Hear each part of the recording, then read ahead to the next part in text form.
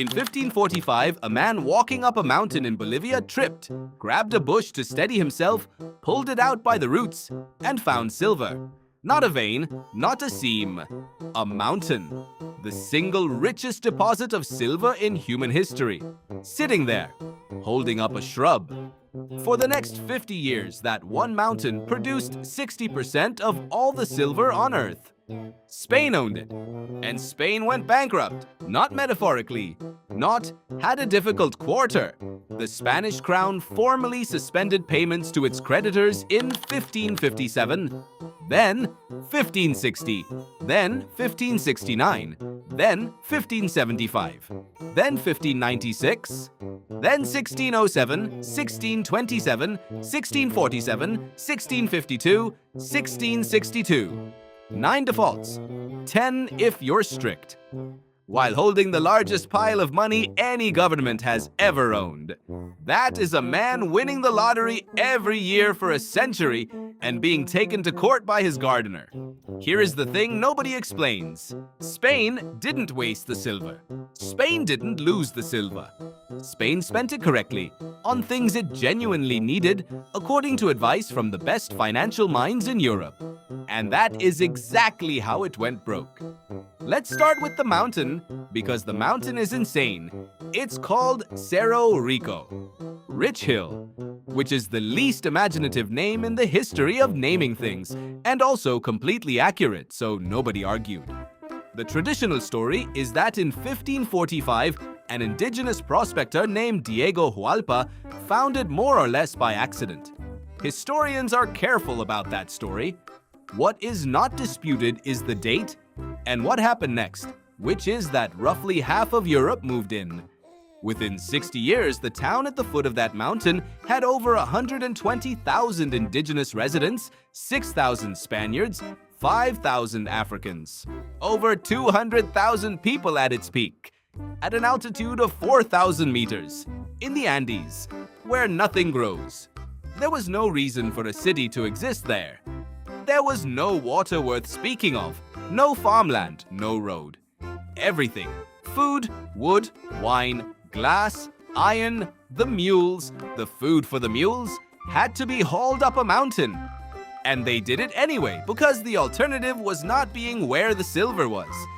Potosí became one of the largest cities on the planet. There were reportedly more silversmiths than bakers, which tells you what the priorities were, and also that everybody there was probably hungry. Now, the part that gets skipped. The mountain did not mine itself. Spain ran a forced labor draft called the mita, inherited from the Inca, and then made significantly worse. 13,000 men a year were conscripted. That was roughly 1 in every 7 adult indigenous men in the region.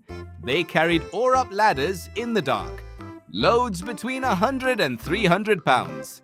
Up shafts on ladders made of hide rope, by candlelight, at 4,000 meters, where there is not enough oxygen to walk quickly, let alone climb with a sack of rock on your back.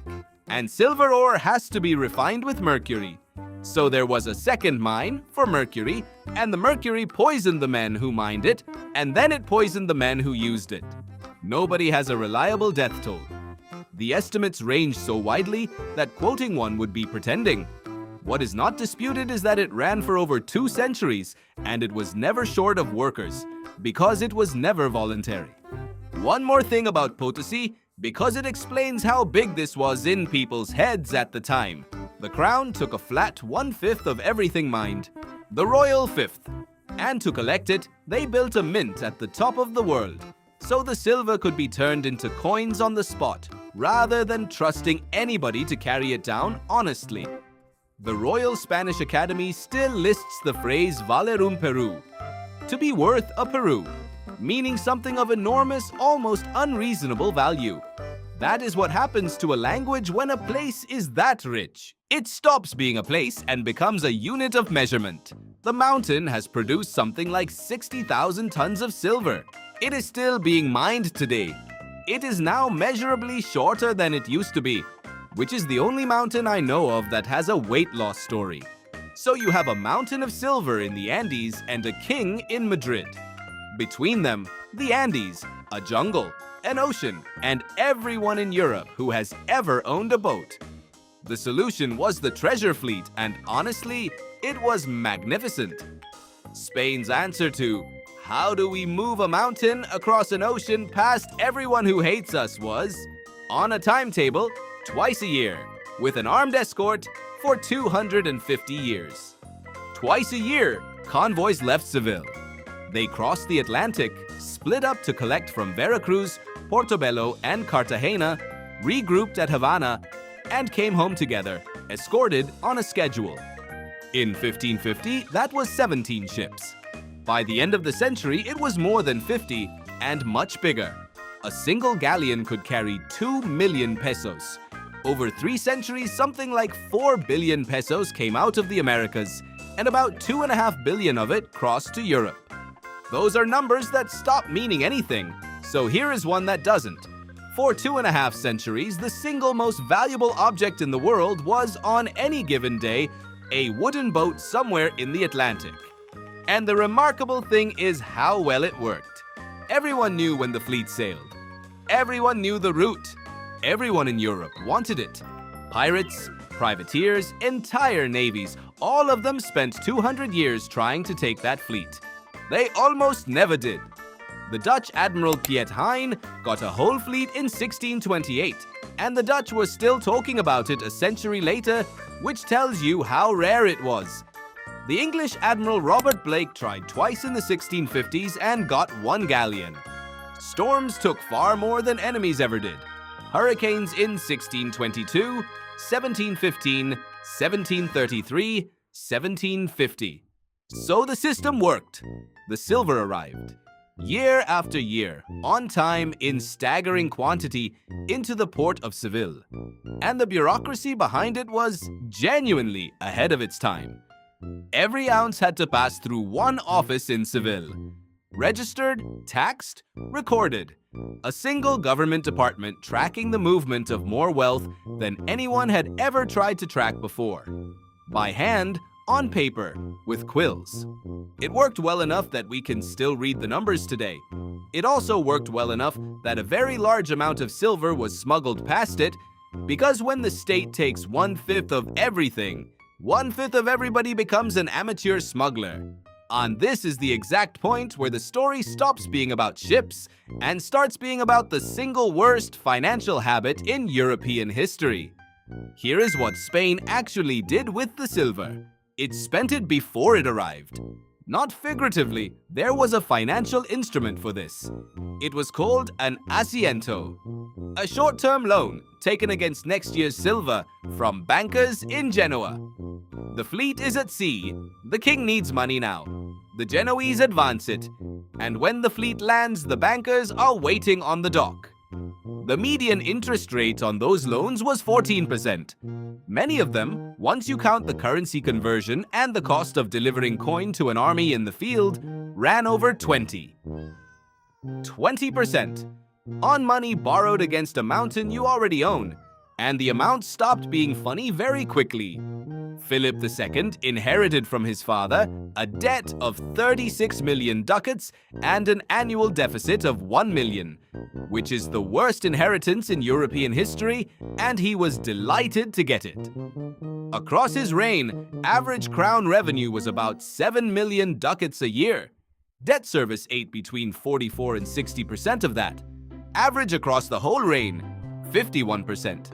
Half of everything the richest empire on earth took in went straight back out to bankers. By the end of his reign, the outstanding debt was 64 million ducats against 7 million of annual income. That's a debt roughly 9 times revenue. And the silver? At its peak, silver taxes were about 1 ducat in every 4 the crown collected. Not the whole budget, a quarter of it. The most famous treasure in history was a minority shareholder in its own empire. There was a second kind of debt too, and it's the quieter half of the story. Juros, long-term bonds, sold at around 7%, mostly to Spaniards. Nobles, monasteries, town councils, widows, safe, respectable. The sort of thing a sensible family put money into. which means that when the crown restructured its debts, it wasn't only stiffing foreign bankers, it was reaching into the savings of its own gentry. And when even that ran short, the government did the other thing governments do. It debased the coinage, the vellon, the copper small change ordinary people actually used. Nobody debases the silver the bankers are watching. You debase the money in the pockets of people who can't do anything about it. None of this was hidden, by the way. The accounts existed. People could read them. Everyone involved could see that half the income was going out as interest, and the response, universally, was to arrange another loan. There is no villain in this part of the story. There's just a room full of competent people, each making the sensible short-term decision for 80 years. So the defaults come, and they come on a schedule. 1557, 1560, 1569, 1575, 1596. In 1575, the Crown suspended payment on 14.6 million ducats. The settlement 2 years later handed creditors a 37% haircut and swapped their loans for low-interest perpetuities, which is a very elegant way of saying you'll get your money slowly, forever, and you'll like it. In 1596, it happened again. 7 million ducats, 20% written off. By this point, the bankers had a name for it, a procedure for it, and presumably a shelf for the paperwork. And every time the Genoese bankers came back, every single time, because where else were they going to put the money? And because a king who owns a silver mountain is, on paper, the safest borrower alive. This is the trap, and it is worth saying slowly. The silver did not make Spain solvent. The silver made Spain creditworthy. And creditworthy is not the same as rich. Creditworthy means people will lend you money, which they did, at 20%. Now, you could ask why the king kept needing loans, and the answer is that he was fighting everybody. Not through arrogance, through inheritance. Spain in this period is stapled to the Netherlands, chunks of Italy, most of the Americas, the Philippines, and by 1580, Portugal as well. Every one of those has a border. Every border has somebody on the other side of it. The Dutch revolt alone ran for 80 years. 80. There were men who were born, served their whole careers, and died in a war that then continued without them, unbothered. And in 1571, there was Lepanto, against the Ottomans, which Spain won, and which cost a fortune, and which did not end the war. Spain's record in this period is genuinely impressive. It won a remarkable number of battles, and lost, slowly, over a century anyway. But the single most expensive thing Spain's finances ever did was not a battle at all. It was a piece of admin. In 1575, the crown suspended payments. The bankers, reasonably, stopped moving money, which meant the Spanish army in the Netherlands, a professional army, thousands of men, sitting in a foreign country, stopped being paid. They waited. Then they mutinied. And on the 4th of November, 1576, they marched into Antwerp, which was at that point the richest city in Northern Europe, and spent 3 days sacking it. At least 7,000 people were killed. One English eyewitness put it at 17,000. The cloth market, the engine of the city's economy, was destroyed. 4 days later, the provinces of the Netherlands signed the Pacification of Ghent, agreeing to unite and expel every Spanish soldier. 10 years of Spanish political work in the region was wiped out in a week. Antwerp never fully recovered. Amsterdam took its place. Read that chain again, because it is the whole video in miniature. A king who owned a silver mountain missed a payment in Madrid. His own soldiers destroyed his own richest city. The people he was fighting united against him. And the trade moved to the enemy's capital.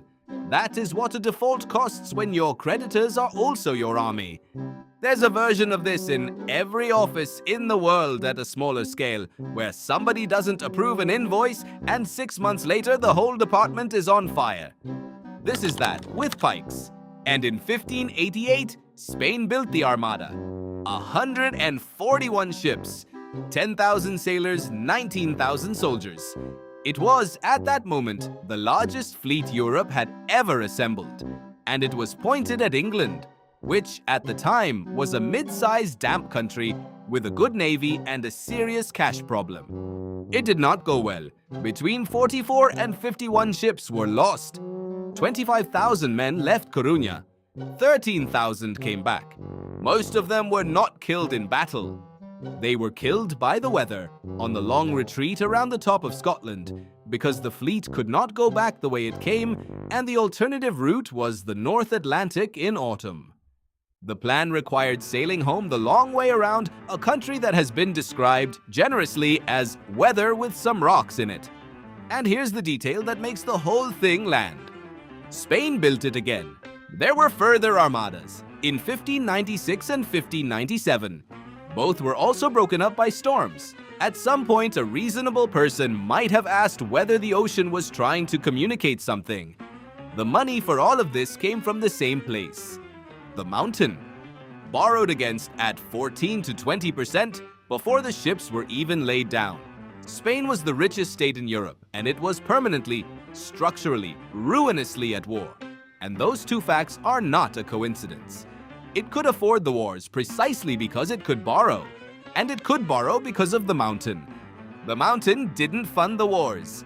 The mountain made the wars possible. So the silver lands in Seville. Where does it go? Almost nowhere near Spain. Some of it goes straight to Genoa to service the loans. Some goes to the Netherlands to pay the armies fighting the Dutch. And a good deal of that ends up in the pockets of Dutch merchants, because armies buy food and boots locally, which means Spain was substantially funding the economy of the people it was trying to defeat. And an enormous amount of it goes to China.